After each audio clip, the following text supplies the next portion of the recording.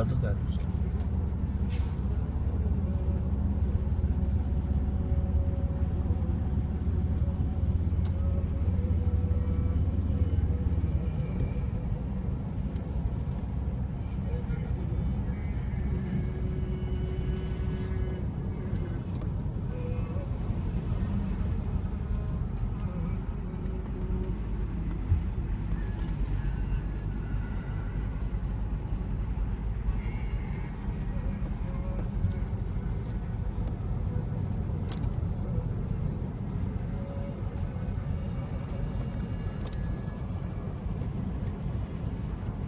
Jutro 6 sati.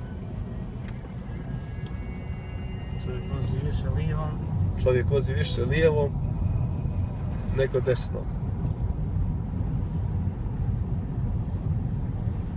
Sigurno spava. Sigurno spava.